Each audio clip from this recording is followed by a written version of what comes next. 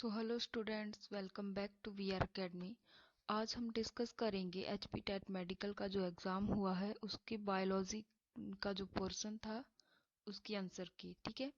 So first question है हमारे पास, break down of glucose into pyruvic acid is called. तो उस प्रोसेस को बोला जाता है glycolysis. Option B is correct होना था।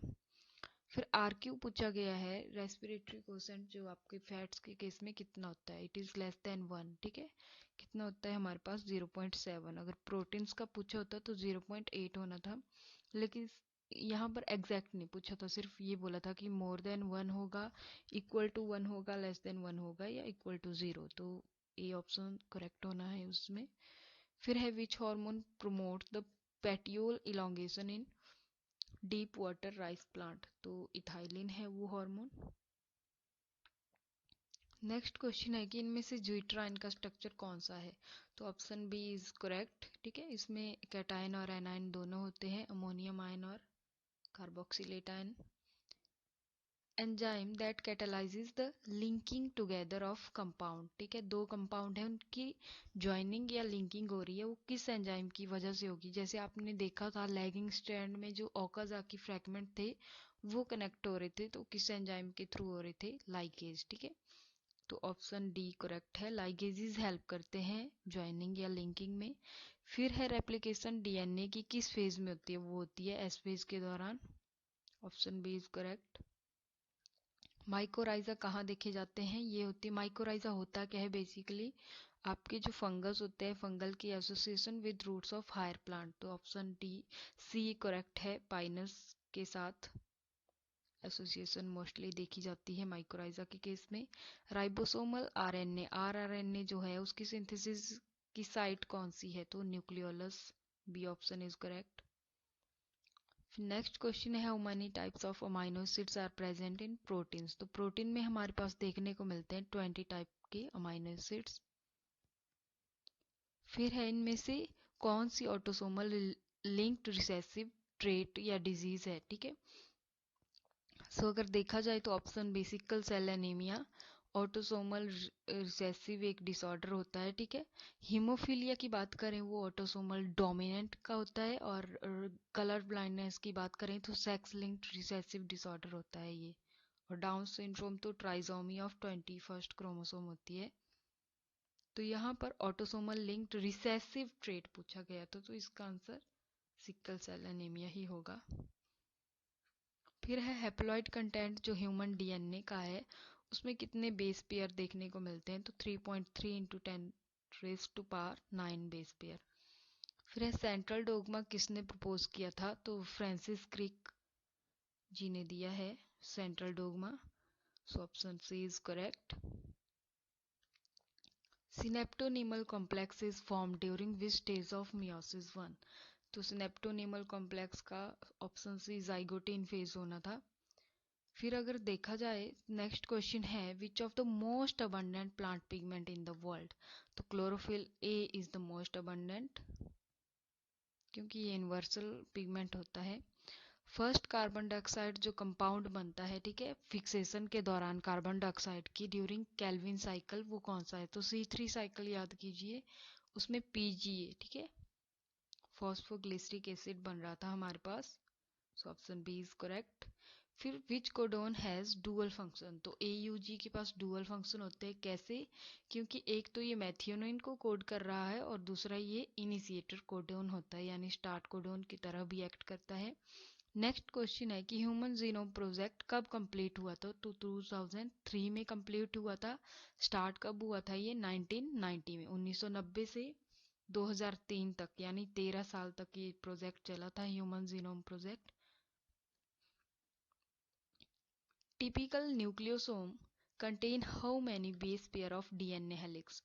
तो 200। B option is correct. 200 base pair देखे जाते हैं एक न्यूक्लियोसोम की हेलिक्स में। Respiration in insect is occur by. अगर इस क्वेश्चन की बात करें तो इंसेक्ट्स के केस में ट्रैकिया के थ्रू होता है, ठीक है, ट्रैकियल ट्यूब्स होती है उनके थ्रू। और अगर बात की जाए जैसे गिल्स हुए, वो आपके एक्वेटिक एनिमल या कुछ एक्वेटिक अर्थ्रोपोड होते हैं, ठीक है, उनमें भी गिल्स के थ्रू देखा जाता है। ये जो आपके इंसेक्ट्स हैं इनमें बुक लंग्स, ठीक है, बुक गिल्स, बुक लंग्स, और जो जिनको ट्रैकियल ट्यूब्स भी बोला जाता है, तो ऑप्शन सी इज करेक्ट। बाकी आंसर की में पता चल जाएगा। फिर है Indian giant स्क्वेल is endemic fauna of which place, तो ये ऑप्शन सी इज करेक्ट, ठीक है।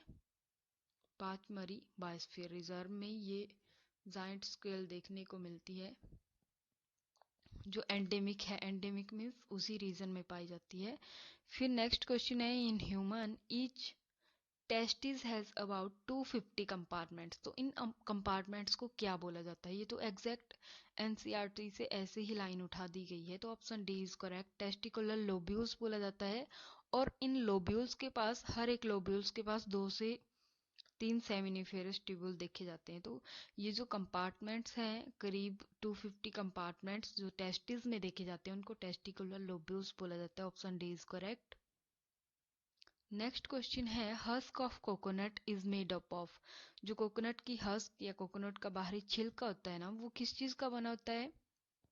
स्क्लेरेंकाइमेटस टिश्यू का। फिर है which of the following is rabi crop, तो अगर बात की जाए पैडी हुआ, राइस यानी आपकी मेज क्रॉप हुई, सोयाबीन हुई, सारी खरीफ क्रॉप्स हैं, ठीक है। Option B is correct. जो लिंसीड है it is rabi crop.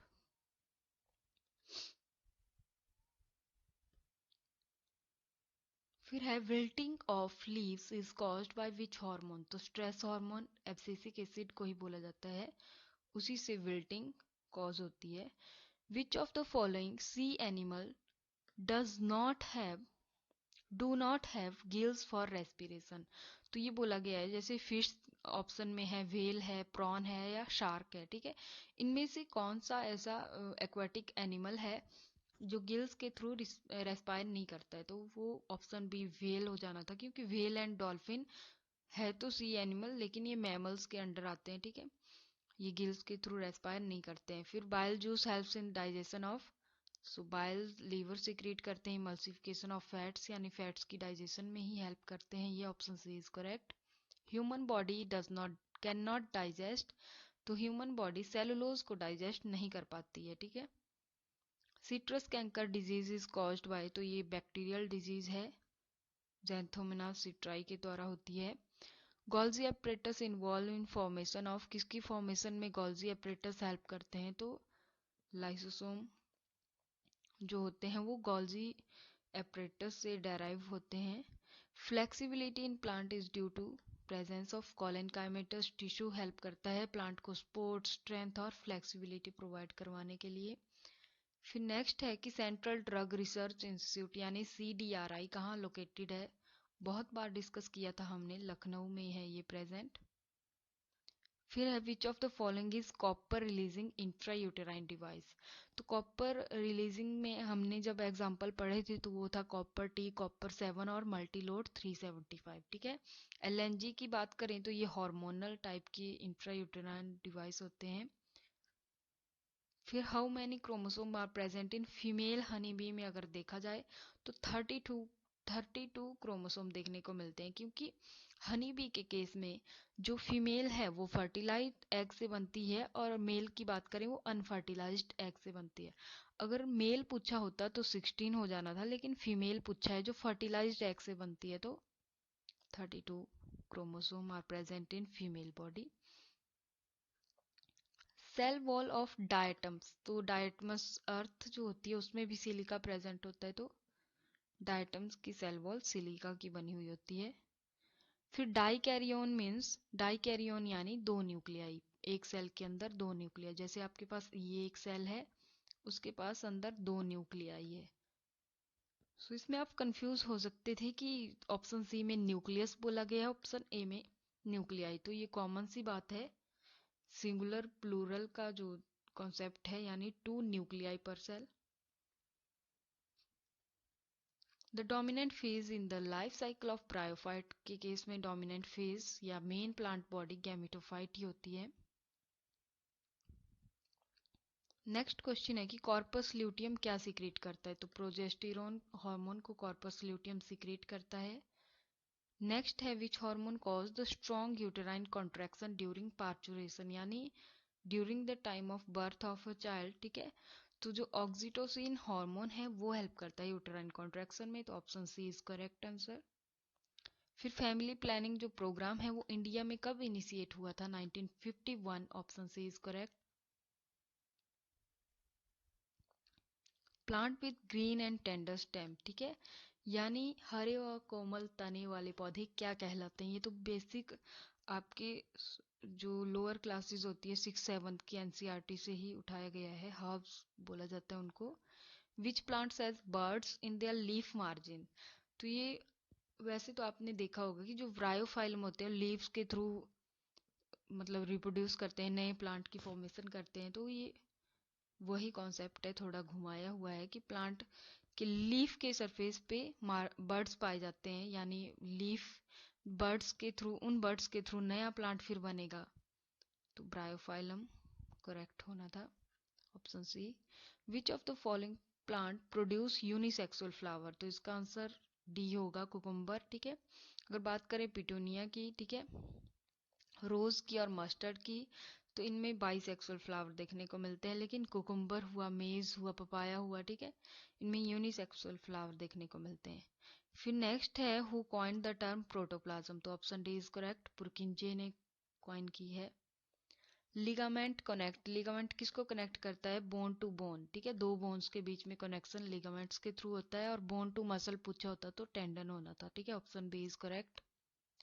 Antibodies are not effective against, किसके अगेंस्ट एंटीबॉडी इफेक्टिव नहीं होती? मेनली वायरल इन्फेक्शन के against, option A is correct.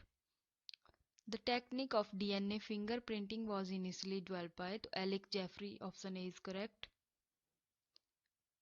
Brain size of Neanderthal man, Neanderthal जो मैन होते हैं, ठीक है, उनका ब्रेन साइज कितना होता है? तो option C is correct, 1400 cc, ठीक है।